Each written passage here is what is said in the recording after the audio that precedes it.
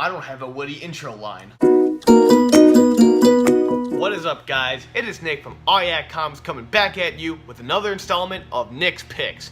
Now, in this episode, I'm reviewing the West Coast Avengers in my spoiler-filled review. That is right, ladies and gentlemen. If you do not want this issue spoiled, I will give you all the usual 5 seconds to click off this video and go watch the spoiler-free review, or go watch any of our other cool videos on the Yak Comics channel. And go.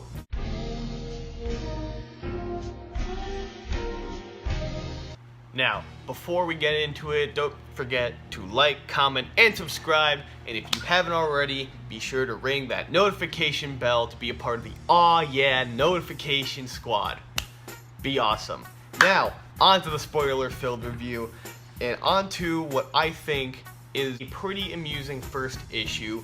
You realize that this is done in a somewhat mockumentary style, as you have little interview segments, this time with Clint as Hawkeye, of course.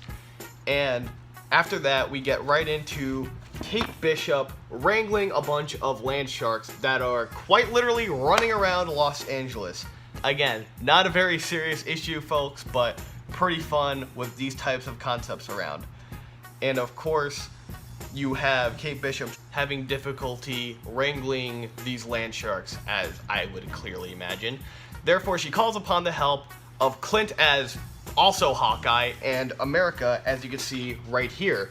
And also a newer hero that is also the significant other of Kate Bishop, Fuse, as they are all trying to get rid of the land shark menace, while of course having more interview segments with America and Johnny Watts as Fuse, who, as you find out, has only been a superhero for one day, kind of emphasizing how this is a very ragtag, motley crew of heroes trying to save the day.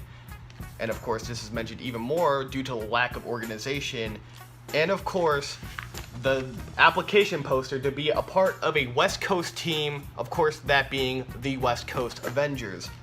And we get a pretty funny interview segment where they go through heroes such as Bread Boy, Spider King, Surf Doctor, Broken Watch, Dark Paladin, Kate Friend, the Scorp, Dr. Mole, Silver Snowboarder, the Dutch Oven, and Wolverine.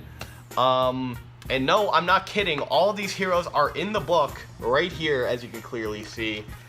And I don't know, I just find it funny that you have all these Z-tier or knockoff superheroes in here trying to get the job. But then along comes, who else? Gwenpool, to immediately be accepted, and therefore being a member of the West Coast Avengers, just like that. Then we also flash back to last week in the book's time, to where Quentin Quire, or Kid Omega, immediately joins as well. This seems to be a recurring theme where a lot of heroes just join in, as again, it emphasizes how this is a team that doesn't have too much organization, but they're willing to save the day no matter how strange or bizarre their situation might be.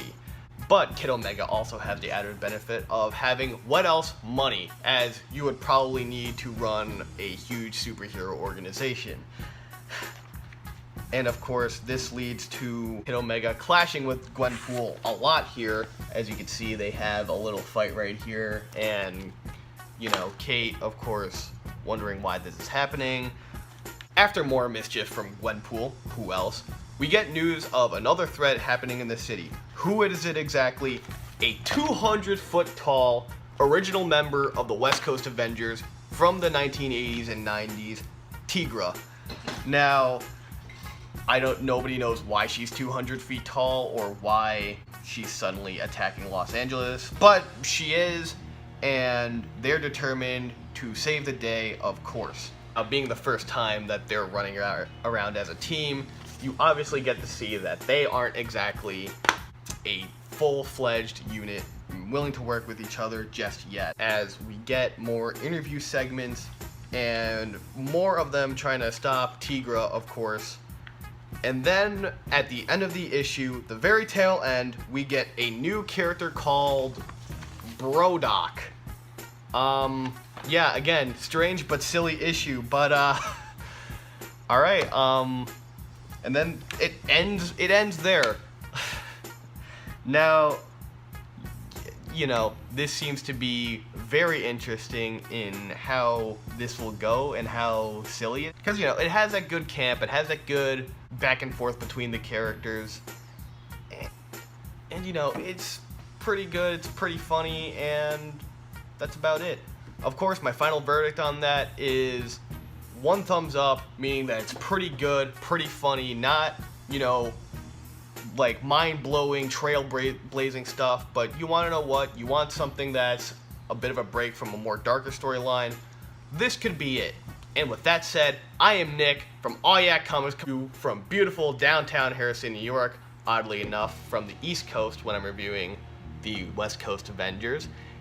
And of course, be awesome.